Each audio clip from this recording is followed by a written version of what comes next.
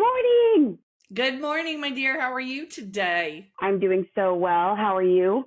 I'm doing great. It's a wonderful day. It's sunshiny outside. In fact, you It might even is. see some of that through the back of the screen here. It's all bright and shiny. Yeah. Well, I'm looking at Oh, my main window, and I was like, well, I'm gonna have to dodge these little rainbows because I have one of little those screens. rainbows. Yep. And actually, was the one who's like, yeah, you should use that so no one can see in. But I then I'm like, like oh, that. And I see the well, rainbows. Yeah, I want to do this with you. Whoop, look at them rainbows. Girls got the rainbows. I thought it was a helpful positioning for this morning.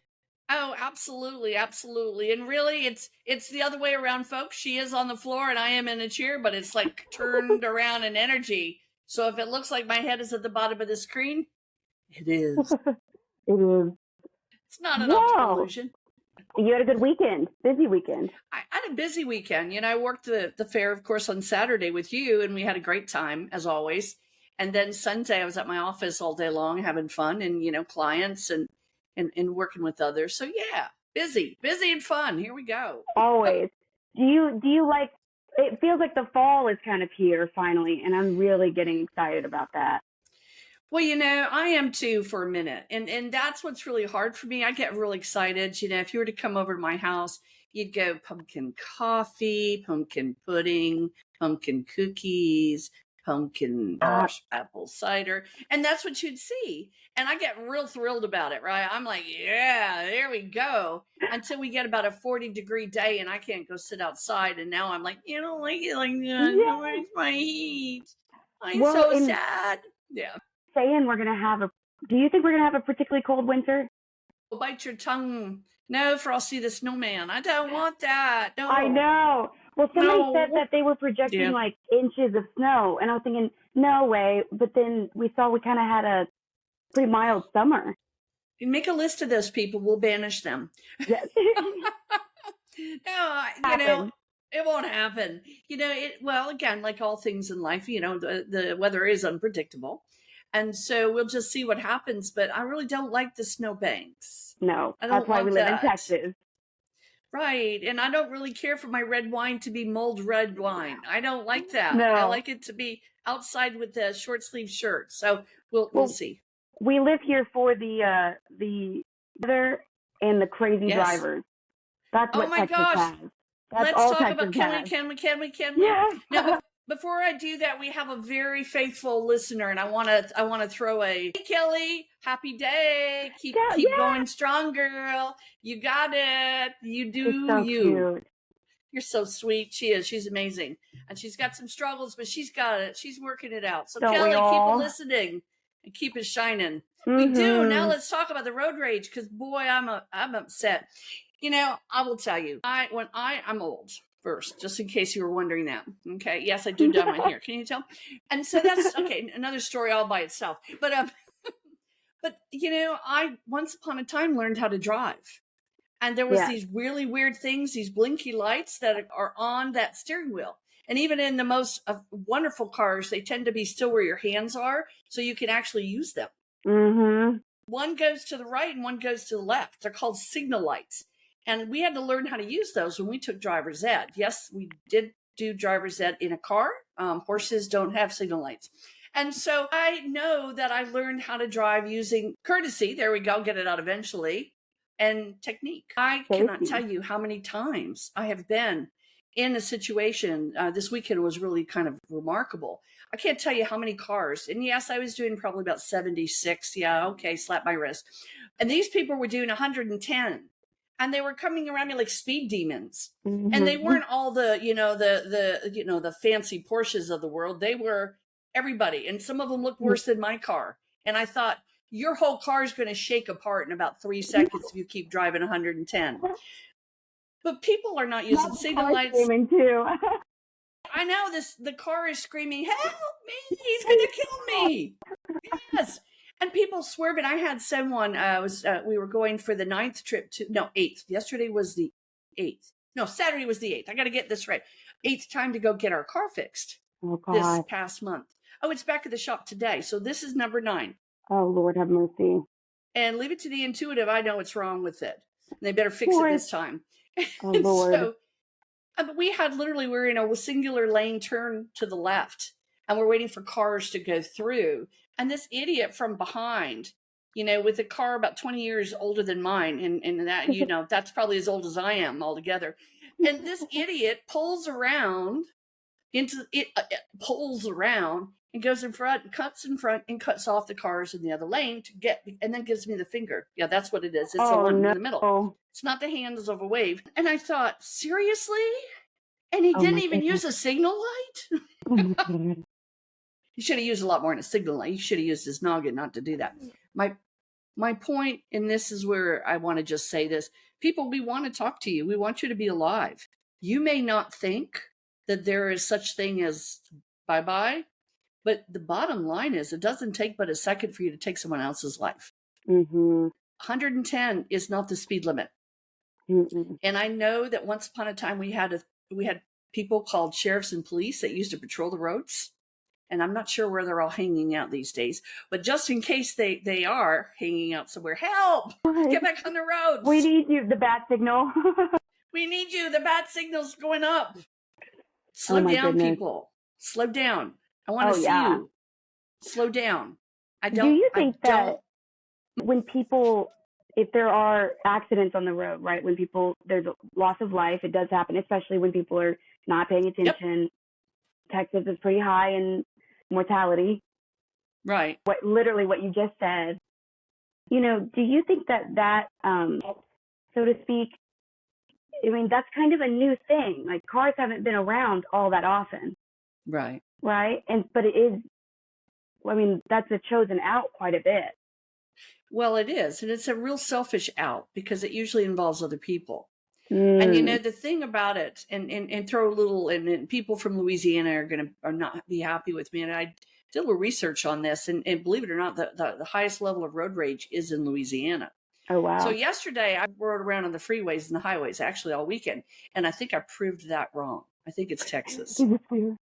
But it is an exit, and you're right. It is about exiting and, empowerment. If you're struggling at home and you feel like you are, just kind of listening to, someone else and they're undermining you, or you feel betrayed, or you feel that your voice isn't heard and you're suffering, and you get behind the wheel of a car, all of a sudden now you become the next best speed demon, right? Trying to win an award. The only thing you're going to win is either a wrecked car, life or death situation, or someone else being hurt and injured. So please, people, slow down. Don't take out your frustrations behind the wheel of a car. The most confused spirits are from accidents. Yeah. And everyone hear that. The most confused, disoriented energies ever are those that pass in a car accident or train accident, anything that is a violent accident. So don't be that spirit. And you and I have talked about this, but why is? Well, because they don't, it's such a fast action that they don't recognize what's happening. They can feel, and, sometimes they can even feel the heat if there was if the vehicle caught fire. Sometimes that happens, or the heat from just the road and the tarmac and the tires. Sometimes they smell the rubber. It's very disorienting. There's usually lights involved. And so they're already in a state of mind of, okay, well, I know I need to exit the vehicle. If they haven't been thrown out of it, I've got to exit. And that you can feel them and sense them and see them kind of trying to climb out of the vehicles. And those that see their loved ones, it's just like anything else. If you're not sure where you are, and all of a sudden your mom who's been dead for 10 years is going like this to you, you're probably going, hell no, mom, I'll see you later. I'm not dead. Do you see? So you're more apt to kind of meander around and watch the cleanup and watch what's happening. And because you don't know what's going on and you can't communicate to the first responders or those that stop because you're not really alive. And so it's just I see it, and I cross a lot of them over. They're like, I don't know where I am. My mom keeps telling me, or my grandfather, or whomever, to follow them, and I'm afraid to because I don't know why no one is listening to me. Am I still sleeping? Oh my gosh! Yeah. Oh my gosh! So essentially, what is that sort of damaging to the soul, that confusion and that sort of like, who wants to watch the cleanup of, especially if it's an accident, right? So what do you think? Does that just add density? Like, do they find it harder to leave later? And that's a really good question. I'm not really sure the answer, Sophia. I'm really feeling like there's a gray area there, because I do see that there's when they realize they are better off to go forward, it does become a realization that they are, that they are not in a human form anymore, that they are a spirit form. And so, yes, I'm sure there's a lot of emotion wrapped around that. Do I feel that the soul suffers? I'm sure the soul takes a bit of a hit, but I do feel that, again, that spirit recovers. And I feel that after this understanding of what exactly is going on, then we're more in a situation to say, okay, I've had a bad accident. My family's here. I know they're in heaven, dimensional energy, wherever they may be. And I am going to follow them because they see me and I see them. You see? Wow. So if they see me, at least I'm acknowledged. I'm not standing here going, hey, Mr. you, police officer, help me. You see? Do they know? So this is something I always say in the conversation I can, because I think it's important for people that are still alive to hear this, because there is a time when they will pass and hopefully they'll remember that this was said. But also two energies that are past, but it's like crossover, you can come right back, correct? Sure. Yes. I mean, so it's not a... No. What happens to people, and again, I really don't believe that the window of time shuts down. I believe the light is always there. I mean, it's a choice. We were given free will. That wasn't snatched at death. It's something that you can continue to have. And so if you choose not to go through the light didn't leave you, you left the light. So at some point you can go back to the light. You can choose that direction. Once you do that, you're kind of in that energy. You understand, because your loved ones that can hear you and see you, and you can hear and see them, are telling you, you're with us now. This is what's happened. And probably a little bit of the memories coming back at that point. You were in a bad accident. It's okay. You're with us. It's Earth is living on Earth right now is put aside. This is where you are. And then at that point, the energy can go back and forth. It's kind of like giving directions. The first time you go to the grocery store, when you move to a new part of town, you're terrified, right? You're like, I'll never find my way back. That's so true. And so you get there and you're like, whoa, there's all these, and in this case, people, right? Instead of canned goods, right? And oh my God, they all know me. I like this place. They seem real friendly. But I can also go back, because I know that once upon a time I used to live there on an earthbound energy, in an earthbound energy. So I do feel that there is sometimes a little bit of a weight. Sometimes energy would want to go back. There are times, and think of it based on your circumstances. Say you're in an abusive relationship and you ended up getting beaten to death, heaven forbid, and that's how your spirit. You may not be so inclined to jump right on the bus back through the light to go, hey, here I am. You might want to just kind of mull it over a while, right? Oh, wow. Just because you're like, whoa, I'm just barely, that was so crazy. I'm not ready to go into this big, situation, so to speak. Exactly. Oh my gosh, I've never thought about it from that perspective. And some people, and I truly believe this, again, we do go to the other side of their personality. I'm a firm believer, and no one is ever going to talk me out of that. I don't believe we're all zombies walking around saying, I love you, you love me. I really don't see that. I've never seen that, okay? And I know I've got colleagues that disagree with me, but, we each have our own opinion. Really? But, gosh, yeah.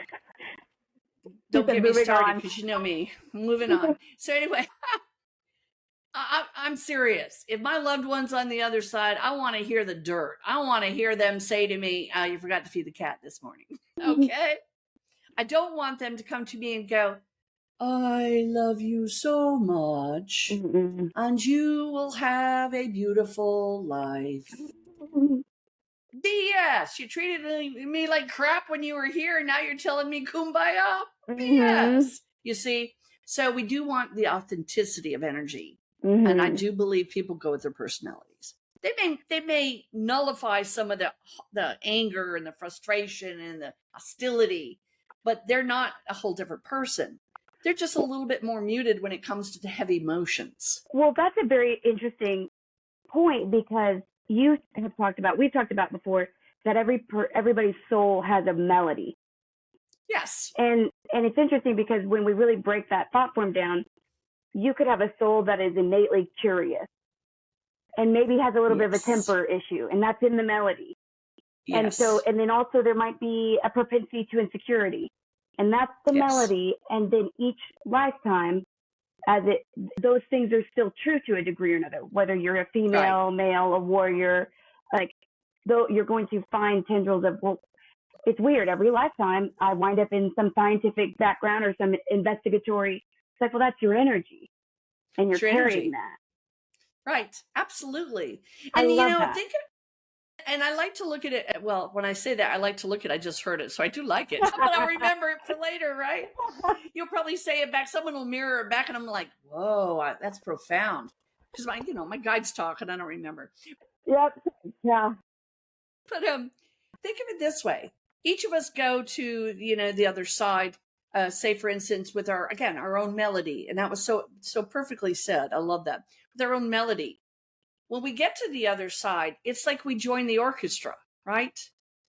Mm-hmm. And so when we talk about a collective, it doesn't mean all of a sudden now there's 45 different souls in my body and I'm now expanded and collective. Okay. Right. I'm not walking around with everybody's baggage necessarily. What a beautiful sound when everybody's energy comes to the center in the orchestra. Well, and I just heard that when we get off our melody, it's an automatic tuning. Like you're back on key. It's almost like, oh my God, I was supposed to be curious, but I got burned one time, so I shut that down.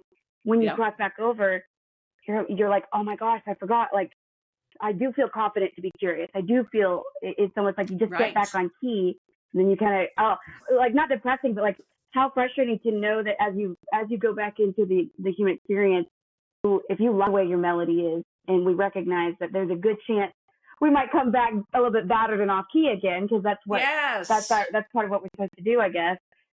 Right. It's hard. It would be hard. It'd be really, really hard. Rita, I just got your message in my head. Hi, how are you? Glad you're listening. I know you're going to be listening. I just heard Rita said she didn't mention me. So here I'm mentioning you. Sorry. I know I'm off task. I did. I heard it, Rita. Rita in the living world? Rita's in the living world. Okay. But I just felt her. And it would be like, again, when she does listen to this whenever it's posted. That. I just heard her say she didn't mention me. So here I did. Oh, yes. Here we go. I love that. Getting it going. That is so fascinating. Well, and I really do love it about, again, putting in it such as the melody, because each of us have a melody, and, we fine tune the melody. Exactly. And as each lifetime comes before us, we add to the melody, whether we add, a different richness to it, a different experience to it, however it may be. Maybe we decide that we can use and pick up another instrument to play as well. And again, that's the vibration of energy. For those of you that think we're actually bringing trumpets with us and clarinets, I don't know. But we can view it that way. But it's also about a vibration, a soulful sound. Mm-hmm. It's really interesting to me, when I connect to the angelic world through a deep meditation. They have a very high-pitched tone to them. Mm-hmm. Now, that's the way I hear them. Now, if someone said to me, no, they don't, they have a very low tone, I'd get good. That's good that's the way you're perceiving it. Excellent. I love that. The more the merrier. There are a lot of different views on it, but you'll notice one thing for certain is that they sound different. Mm-hmm. So they have a melody. And so we have a melody as well. Within that sort of melody, because the reality is we could sort of interchange melody and vibration, because sound is physical vibration.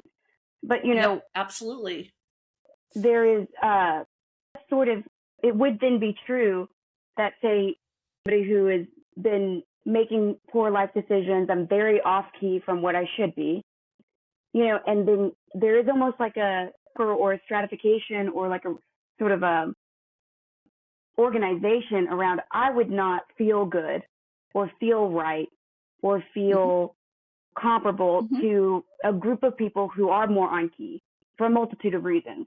They're not going to probably enjoy the notes I bring to a song, and I might be uncomfortable with how great and on tune they are, and I might be resistant to staying around them. Right. And so I think my point I guess I'm getting at is we are more likely to be around and with the people we're supposed to be, true we can be to the original melody. Because that's all we can be. It's like, I can't become you. I can't sing your song. But if you're singing a pretty close, authentic song, and I am too, we'll be able to duet. Right. But we might not. You might be like, I'm going to go sing with somebody else. You're really not. I mean, you're like, one more lifetime, one more past life. Let's get this right. Well, if the melody is kind of still true across that to a degree. I'm sure we mix it up. Remix, right? Like, but things that I think is often brought up metaphysically, especially a little bit lately, but there's not a lot of, I don't know that there's a lot of great resources on the topic. When we build a lifetime, we would say that there would be things called contracts.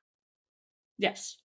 And I would like to ask you how frequently, like how common contracts are in a generic average lifetime, and sort of what the topics they surround.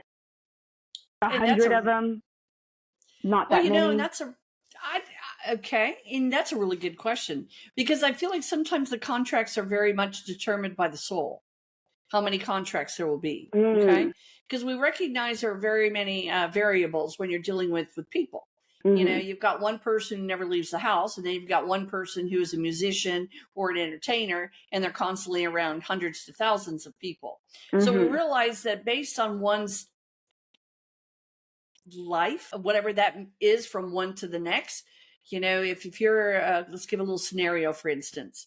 Say I'm I'm not going to use me because I don't want to exit anytime soon, not putting that up in the mindset of the spirit world. But say someone, for instance, goes to the other side.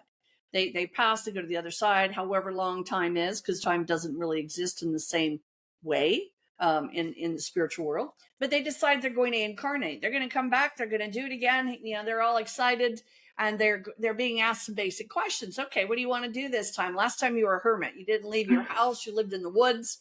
You didn't get married, and you only had bobcats as pets, and so that sounds there wasn't so nice, really much. Though. I know. I could have really embellished that and been just fine. Yeah, that'd have been really good. We recognize that maybe the next lifetime, okay, I think I'll come back. I'm going to do different things. This time I want to be a public speaker. I want to give messages to my audience on whatever, maybe career building, job building, whatever it may be. Well, I'm going to put different contracts out there than I would have if I'm still in the cabin, watching the pretty kitties from the other side of the window, right? So I would have a different contract, a series of contracts. Now, what does that mean? Do I have a contract on everything? I'm going to contract that I'm going to be a good person in this lifetime, sign on the dotted line. Am I going to contract to be a bad person in this lifetime, sign on the bottom line? I really feel it has more to do with others. I don't really feel that. I feel like we do a lot of verbal contracts with ourselves. And in verbal contracts, we do that all the time. How many times have we said, today I'm going to clean my house? Amen. Boom. Exactly. It's 3 p.m. Not today. Not today. Well, that's why today's the best word of all. Tomorrow's today. But we realize, when we didn't satisfy that contract, we don't want to, be shackled and taken, to heaven, right? Because free will.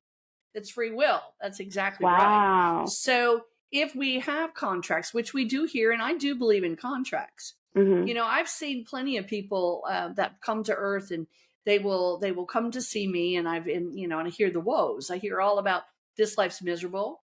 This has happened. That's happened. This has happened. That's happened. This has happened. Well, I could really approach it two ways. Fortunately, I like the lighter side of the ways. I could say, well, you contracted it. Sorry, just suck it up. Go get yourself some meds, right? I'm not going to do that, obviously. I'm also a life coach. So that isn't a wise approach, right? And plus, I can't prescribe anything because I'm not a medical doctor. I'm a medical empath, Right. right? Yes. So couldn't say that. So probably what would be best served is you probably have gotten yourself kind of caught up in some contracts. I feel like there's some people around you that you probably are having issues with, or you're not fitting in, you're not feeling like they understand you, and you kind of, kind of basically bedded down with them. You're in a contract with them.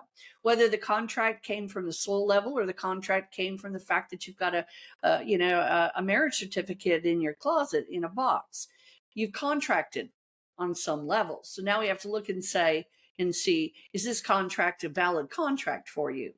Is this contract working in growth? Is this contract helping you? Maybe you needed to come here and be miserable for a little bit so you could figure out how to be unmiserable, right? Just because you're miserable today. Yeah. Maybe being miserable today is really an empowerment for you to get better in the future. Maybe that's what it's about. Maybe it was all about growth in the first place. So we don't really know precisely what you've done as far as your contracts. For me, just like I always laugh when I say this, and I do mean this very sincerely. When someone said, who wants the whacked out parents? I got 2 psychos here. Who wants them? I put both hands to give them both to me. I'll take them. Well, I contracted for that. Now, people would say, well, what's wrong with you? Are you an idiot? Why would you contract for that? Well, I may have contracted for that because it was one heck of a learning experience. Maybe I needed to see how evil people could be. Or who knows, maybe I was one of them two lifetimes ago, and now my contracts are coming into payment. So you never know. That's a fascinating, because there's 2 ways to theoretically look at, there's so many ways, right? But in exactly your example, it could be that the larger picture contract is you are going to be a healer, you are going to work in the metaphysical space to do so. Yes. That is the contract you signed. But to get there, did we get so detailed that we said, well, for me to access at that level, to be the healer that I need to be this lifetime, I didn't know it was going to cost this. I didn't know it was going to require my parents to be serial killers, but that still fulfilled the greater life contract. Or do you think it was so minute when you said, okay, not only am I saying yes to the parents that are nuts in this way, like you see what I mean? Oh, I see exactly what you mean. And I feel like it's a combination of both. On a soul level. And think of it this way. And this is the part that sometimes it's kind of confusing, but I'm going to put it in the best way to explain it. On a soul level, we don't have a real genuine understanding of what things are, what they would cost a human, what they would cost energy. Okay. We just know them as events. So if we say, while we're in a nice spirit energy, if we say, you know what, I know cancer is a very deadly disease downstairs, however you want to look at it. I'd like to experience so I can see how I can help people maybe in the next lifetime to cope. So when they do that, again, the term itself means nothing. I could have said it like, anything like, factor 45. Okay, I'll take factor 45. I don't know what it means, but I'll take it. So it's not like we're going, I'm a brave soul. I know exactly what that's going to do to my body. No. And the payoff's not going to be that lifetime. Like, it's not even for that lifetime. That is very of the thoughts of contracts. It is fascinating. And then we get in the contract and we're like, I don't want that. No, thank you. And we may be fortunate enough to eradicate it. It could be very well treated. And we've got just enough experience in this, 6 months that we've had it to know that that's good enough. Or we may end up, leaving this earth because of this illness. Can we break a contract? I do believe we can break contracts.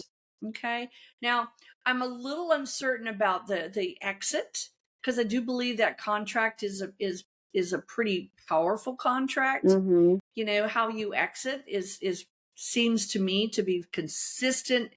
And when I say consistent, if you pay attention to what people say, you sort out a little bit of what their end game is going to be based on a little bit of who they are. I feel like I'm about to get the biggest cheat code ever. No, no, I'm not gonna reveal all of that. I can't. I won't. But if you spend time with someone and you watch their movements, you watch their actions, you watch their developments, you watch what they say, what jobs they undertake, how they treat other people, you start seeing a little bit of a characteristic develop. And it's terrible. And please don't take this too, because I know there's going to be someone out there that's going to go, I can't believe she said that. But there are many athletes that still die even though they're extremely in good shape, right? Mm-hmm. And I do believe that sometimes the subconscious mind goes in and goes, you contracted to have a heart attack. You better get your butt out there and get some exercise. You see? Yeah. And so you go and you get really in fit, and the next thing you know, you tumble down off the track one day with a heart attack or an aneurysm or a stroke. So we do see not only are there physical features to the exit. I mean, how many people have said in the medical community that there are markers that determine early on when someone is predisposed to Alzheimer's or dementia or to stroke or all the other major heavy hitters. And so if you look at that as energy, we play out a life, but I do feel that for the life, we do sort of already know how we're going to leave it, and so is it something that we should go digging and deep and get, I'm never going to be the one that's going to say to someone, I know how you're dying. No, that would be nuts. No. Yeah. I think there'd be some pretty negative karma to that. I would imagine, and there's no way that would be appropriate. It would, exactly. And think of, negative karma, and think of the action. Because you take the free will away. Some of those, right. And if I told all those people that were driving 110 down one of our busy freeways then now they would do 125 because they would know that they were safeguarded against a car accident. So there's no real good justice. If you hear it or you sense it, you feel it, you're better off just keeping quiet. Now, if you say to someone, listen, you're struggling to breathe, you're struggling, to walk around, I'm going to suggest as a life coach that you go and you do XYZ. Well, it's not me saying, well, you're going to die of emphysema when you're 78. Lord have mercy, right? Right. Because it may end up being something totally different. Well, and from a mediumship perspective, I've been there around you when a loved one has come and told you so, and they'll be seeing them soon. And again, that's never something that you share, but you told me that because at the time I was a student of you. It was like I was see that message, but the question was, I felt like our healing hadn't been healing. And I said, why were they supporting the spine instead of doing anything intrinsic? And you said at the end of it that her husband had visited and basically, so we got kind of the same information, but very, very different. And for me, it was confusing. For you, it's like, well, no, that checks out because she's about to go soon. Right. What do you say if somebody is desiring that and is like in the older demographic where maybe life is not the enjoyable thing it used to be? Right. What do you feel when they ask you? Because I know you've been asked. Like, I get asked. Almost done. And that's a really hard question because I do really go into spirit because the Terri in me doesn't want that kind of responsibility. No, yeah, good point. So the Terri in me, if I was to step out of me right now even and say, okay, I'm Brutus, that's my primary, how would that be best received? How would I handle that? And I'm hearing from my Brutus, then what we would say was, I know that life has been very complicated for you thus far. And I do know that there's much thought that goes into the other side, the exit strategy. But I do see that there's some valuable time left, and it would be in your best interest to make it count. Visit loved ones, go write that letter, make those apologies, go live the beat of life, go live that sound, go live in the moment. And again, sometimes they'll say, and I do have people ask me that, they'll say, well, what? And again, my guides are very, very good at that. They're very astute at that. It would probably sound something like, well, your favorite season is the summer. Enjoy the ones ahead of you. Do you see? Wow, so, yeah. You see that, so it's really truly, it's getting feedback, it's giving feedback, but it's not. And there are times, I will tell you, I have clients with loved ones. I have one that happened this weekend, this Friday. In fact, I'm going to reach out to her son today. I meant to do that. She was communicating, her and her brother. Her brother was in full spirit. She was in the IC unit of a hospital, and her family had been called to come near because they couldn't treat her pneumonia because she was septic, and there was just so many drugs in her body that they knew that they would kill this elderly woman. So we can temporarily ask spirit to help her to kind of get in a better place. So that's more for the family. Okay, that's more for the family. The fact of the matter is, she's going to exit. And I did tell the family, I said, there's an important date that was scheduled for today. There's a very important date that they celebrate in festivity that they celebrate in India today. And so I asked this son, the son who reached out to me, I asked him to gather his family and his sister and to go partake in this event, because his mother needed to see this come through, as a way of her knowing that as she left these children, that they would have each other's back. And her brother was there in spirit. And he said, it won't be good to wait till Monday. So they would have done that yesterday. Oh my gosh. And so I remember that, so we understand that the cause or the experience around the death has a tendency to be pretty under contract. But there seems to be some manipulation of time, in that you can go a little bit earlier than expected, or you can stay a bit later than expected. Okay. Yes. And can that be a dramatic amount, or does there seem to be kind of a window? Like, if you're not intended to make it to old age. It's usually a window. I don't usually see it being a very long timeline. You know how many times have we heard from others that their loved one was waiting until someone came in from out of town to pass, that they were waiting for someone to come say goodbye. Okay, that they hadn't made amends with someone, so they were waiting for that person to show up. Okay, yeah. And there are times that I have said to people, when they've told me they've had a very sick loved one, I have said this, I connect to them, and it's really easy to connect to someone who is on basically in the stage of death, especially when they are than here.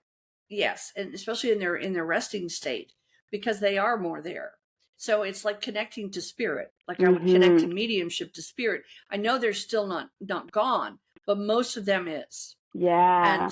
And they will say to me sometimes, I'm holding on because my son hasn't called me. And so when I hear that, or my daughter hasn't reached out to me, then I will say to the family, and I'm very straight about what I say. It doesn't matter on this level. It doesn't matter if, the mother was a horrible person to this child. I'm still going to say, she's telling me that she can't go until this person acknowledges that she's leaving. Dang. And I will say, I don't care what you need to do. If this person lives in Timbuktu, you get a phone, you get a chat, you put it on basically volume, and you let, even if she's in a coma, you let this woman, this mother, whomever it may be, hear this voice, because this is what's holding her back. And I've seen it. Oh, sorry. I've seen it be kind of the exit. It's where things changed. Yes. And then what sort of would happen in the more, is there a relationship around, like, when we think contracts as far as the birth and the death, is the birth equally as certain, or does that have more leeway?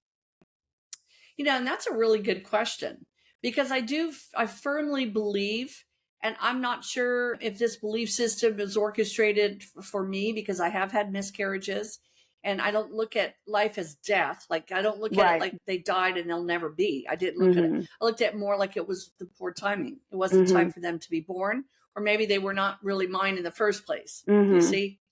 And so those that are born that come through, I do believe, and we've seen so many people that have had children that were never meant physically to have a baby, but did because it just so happened. Those that were on a lot of protective measures and still had children, we see it all the time. So is that as stringent, as strict as the death process?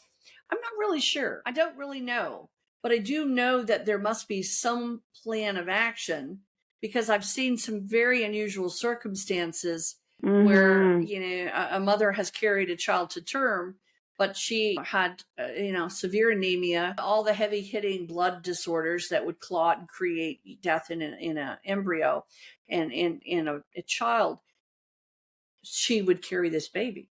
And so we do see that there must be something also working in that energy to create.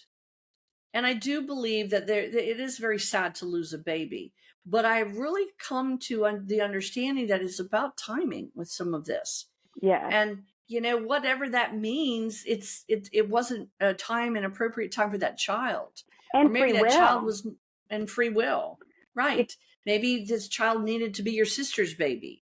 Maybe this child needed to be someone else's baby, or maybe this child decided at the last minute, this soul said, I think I'll stay here for a while.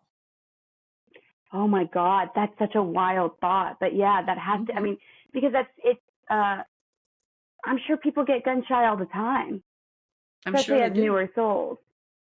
Yes. Well, and too, if, say you're a normative, healthy female, and then you lose your mom or something, and you go down this darker pathway, but you were contracted to have a baby, but that baby didn't contract to have any kind of disorders or, malnutrition. So it's like, never mind, you make some free will decisions. Right. Yeah, like if everything had been kosher, I would still be, and that's not blaming a mother. I'm just saying, like, as far as the timing go, it has to do with us in the living world too. So it makes sense that it would be a bit more penciled in, maybe, because we're always changing. We can't control what a mother is going to do. She's loose from source in some ways, like we're always changing, but that decision making, it's like she's halfway through her contract anyway. And that soul is probably like, I need to be very careful how this works for me. Right. Well, and death is not that way. No, exactly. And it is hard because, I'm not really trying to stoke the fire to a conversation about religion, but we see it all the time with those that, have had multiple miscarriages or can't get pregnant. They've not been able to get pregnant. And I hear the message being, I must have done something wrong. I'm being punished. God told me no, I can't have babies because God doesn't think I'm a good mother. And I hear all this, just almost this like self-loathing that comes through. And I'm going to have to say, and again, there is no exact science here, obviously, but I've never been compelled to say the man upstairs doesn't like you. Yeah, or there's a punitive thing here. Right, as a punitive thing. I feel there's a lot of moving parts. This is, again, according to your faith, if this is the man upstairs, he gave you free will, right? Yeah. Oh, and that's the heaviest thing. Well, he gave you free will. He didn't say, I'm the only one that decides your life. He said quite the opposite. So please, those that are struggling, don't go there and now assume that you are a horrible person because your body cannot produce a baby, or whatever the situation may be. That's a very derogatory way to nurture a soul. And the soul's yours. That brings us to the idea, and I don't know, I don't have a staunch opinion. I think I have an idea, but with the contracts that we can always, they're there for us to sign. But is it true, for instance, that you could, if you were supposed to be if you were supposed to be a mother, but then you needed to have extra hot girl summers, and then something changed in your body and that was no longer viable, that just means that you have other contracts that will move forward. But motherhood was not in that traditional way, went unsigned. Right. Because free will. It's free will. If you were contracted to have 4 kids and all of a sudden you go get a hysterectomy, guess what? You're not having 4 kids.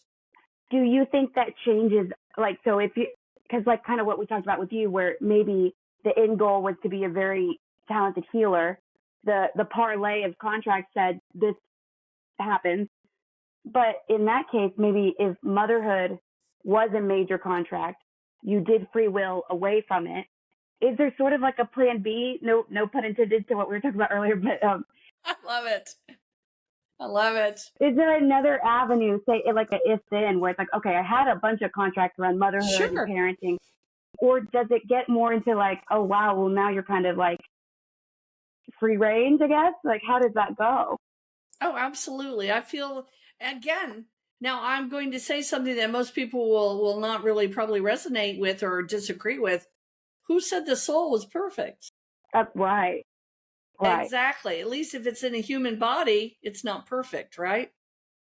So it's probably expected that we miss some of these. Yes. God, that's so relieving, though. I mean, that like makes me feel good, oddly. Right. Well, like anything else, even something going back to for me, it's something that I could wrap my head around. Yes, I may have contracted to have the environment and to be raised in an environment such as I was, but I did have 3 choices. Yeah. And I did. I had 3 choices, and one day in particular, it became quite clear what those choices were. Wow. Okay.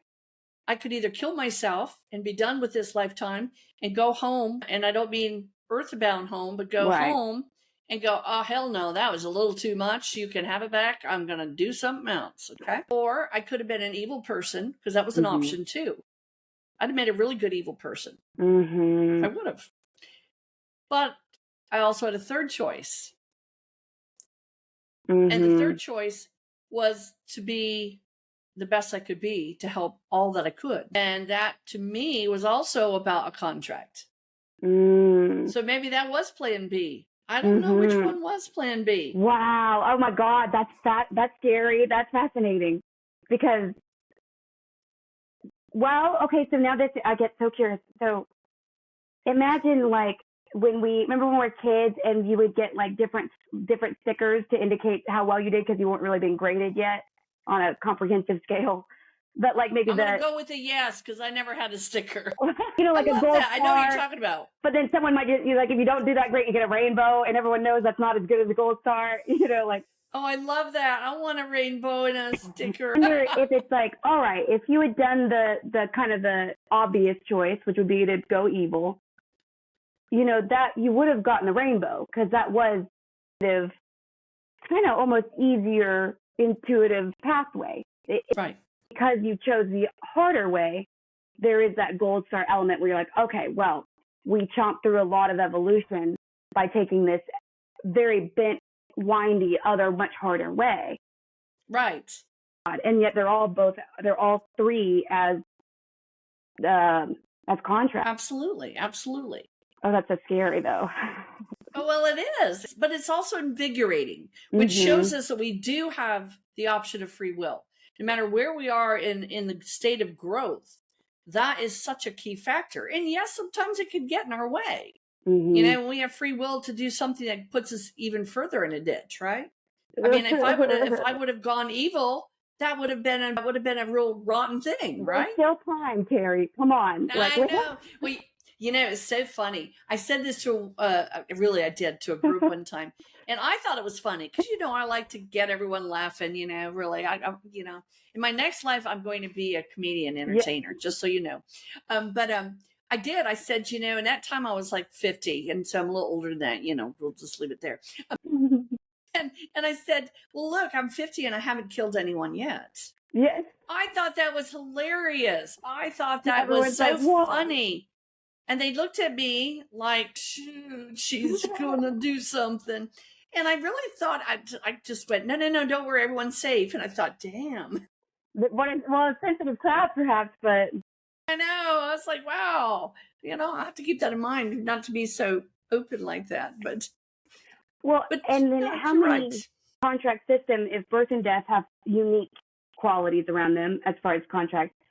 You mentioned something briefly earlier of how often then are we intermixed with what people always call clearing karma? Is that real? Is that a thing that is important? Is that something that we do? We settle debts with other energies through contracts? It is real. Okay. That's interesting. I love that. question. And you know what's really cool to me? I'm a firm believer in karma. Now, what I mean is, I'm a firm believer in karma, but I don't always see karma as other people see karma. I agree. So we have a subset of people that don't believe there's anything of karma, that karma existed to keep basically people in check. That karma is just, it's kind of like the brimstone, right?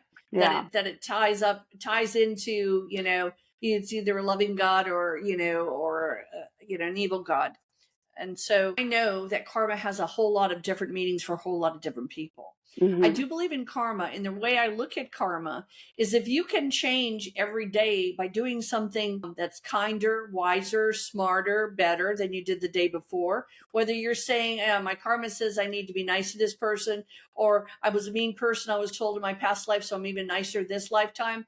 If that's what's motivated you to make a difference in a cruel world, then have at it. Mm-hmm.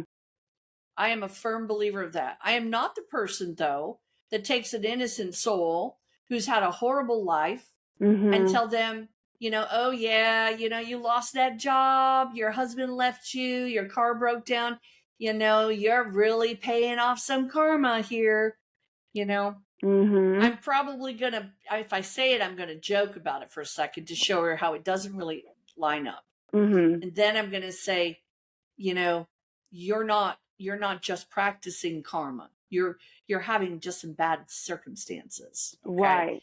And free will is going to help you to get out of the ditch, or the free will is going to make you stay in the ditch because you think you deserve this. Oh my God. Yeah.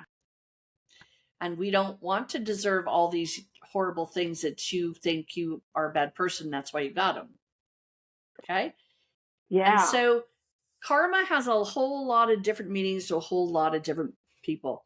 I said one time, I said this to someone in the center that I work with. I said, to me, karma in a lot of ways is what keeps us from being monkeys in the trees. And he was, what do you mean by that? Well, karma gives us boundaries. It gives us a human stance on things. And I like monkeys. I'm not picking on monkeys.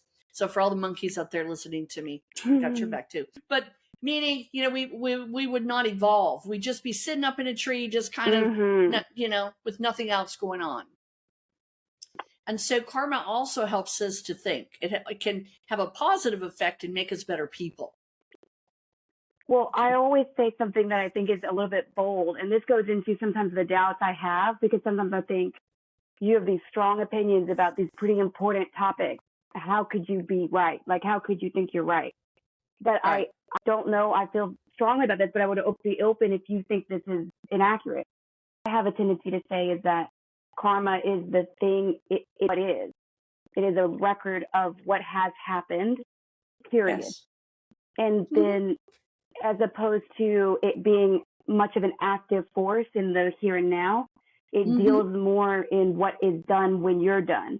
And it's kind of this understanding of here's the ways that you positively influence people, negatively harmed, assisted. It's a record. And it is what then kind of informs our spiritual pathway forward, because it doesn't, we can't skip. So whatever vibration you pass in, you have to, karma requires that you come in at that same vibration. And that's a struggle sometimes. If you've been ill-behaved, your circumstances will be at the same vibration as your activity, so to speak. Whereas, that's right. Like you said, active energy, the more active, like if you want to say rules of the universe in the physical world are free will. And then that thing we talked about where certain melodies just don't choose to not exist near each other. So, I think people think karma is if you steal from somebody and then you get stolen from, oops, that's karma. And I think that's not karma. That is the rule that if you are the type to steal, you will only be able to engage and play in the sandbox as those that also would steal. And the odds are eventually maybe you'll be stolen from, because that's your demographic, because that's your actions right in the here and now. It's your action.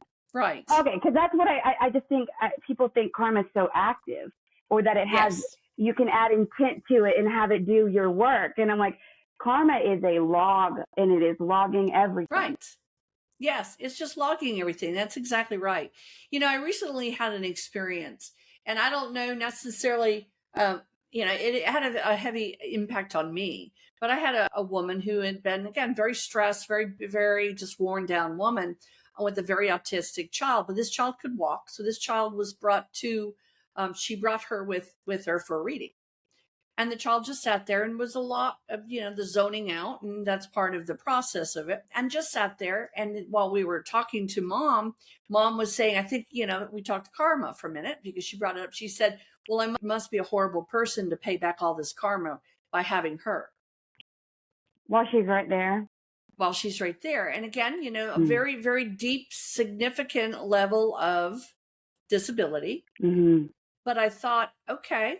I looked over at the girl and I said intuitively, I didn't say it out loud. I looked over at the girl and I said, I know you're in there.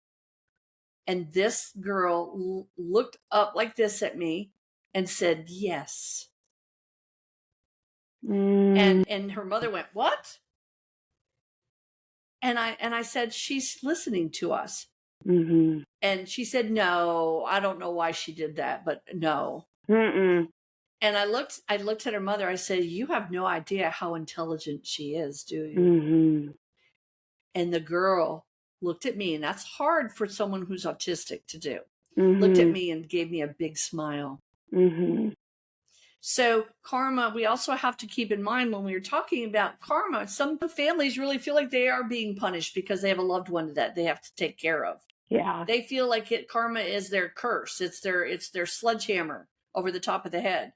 They look at it as like, that life is a burden to them. Their circumstances created a huge burden. They must be paying karma. And I struggle with those kind of things because yes, it means that your life probably is different. Mm-hmm.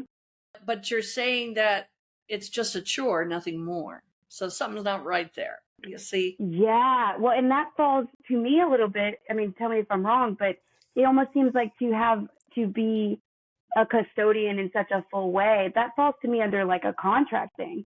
Wouldn't you think? It does feel more like a contract, yes. And so, but so what is a version though of more like what is clearing, right? Like what would it look like for two people who have work to do on a karmic level, whatever that really means?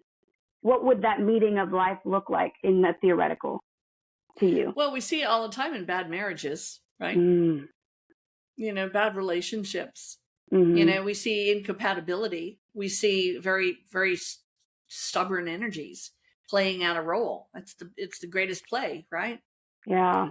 They come here, they have a playbill, and now they're reacting the playbill, acting out what they're here to do. Yeah. There are many times that they break the contract, right? That's why divorce is so, popular in the U.S. So we recognize that they do play out their karma. They do break their contract for karma. Sometimes they play it out, but then they come to an understanding that they're all tuckered out and done with playing it out. Yeah. And then they find a new beginning, and they learn how to interact with each other outside of their original contract. So therefore, they create a new contract. They've broken the old, they've released the old, they still are together. And so then they have to kind of get to basically a new place. We do see contracts all the time. We see them between employer and employee. Mm-hmm. We see them between relative to relative, family to friend, friend to family. We see them with strangers. There's contracts we have that are very probably minuscule. Well, there's open contracts too, right? Because if you have to be a victim, all you need is someone to be the perpetrator. It doesn't really matter who it is. No, it doesn't.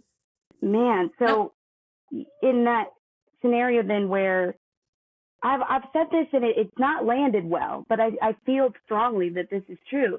If you have somebody that feels like what people say a soulmate is, I get this feeling of like, that's not because you're so in love that you have chosen to do this life with them again, especially as you get into middle and older souls type things. I have a feeling that if you have somebody that is in that way, there's something that needs to be done well and right this time. And maybe it's the separation. Maybe that you handle it better. Maybe, you aren't as mean or you don't take as long. But I'm almost a little bit gun shy of that feeling of when we met, the moment we met, we were drawn to each other. because I'm like, oh no, what did we do wrong last time? And what are we supposed to do right this time? You know, because that's the only reason it would be there, right? Well, and very well could be. We recognize that soulmates don't have to be a love language. They don't have to be an intimate relationship. You can have a soul relationship with your next door neighbor as a soulmate. You know, with your teacher, you know, with whomever. You know, with your sister's boyfriend, you know, you could have a soulmate connection to people, but you're right. And if you look at it from that perspective, it goes hand in hand with what you're saying. If that's the case, then we come together because we have something that we need to finish, good or bad. Something is connected to us. And it's so I mean, it feels so unfair because the work that we have to do to grow our soul is hard. Yes. Hard. And it's like, if two people come together and they're supposed to do 5 years or whatever, you know, the contract might be, it's like, unless I guess maybe you get a rest when your lifetime is a rest lifetime where you're like, I am so overwhelmed and I've had a crazy couple. Maybe I'd just like to have a nice, like, you know, like you said, hermit with my bobcat. Right. Then that could be a positive, pretty easy. But we recognize the soul is not doing all that much work, so to speak. Right. So it's like, that's true. Yeah. That's true. And, you know, we talked about twin flames before, and I always tell people, don't get all excited about it.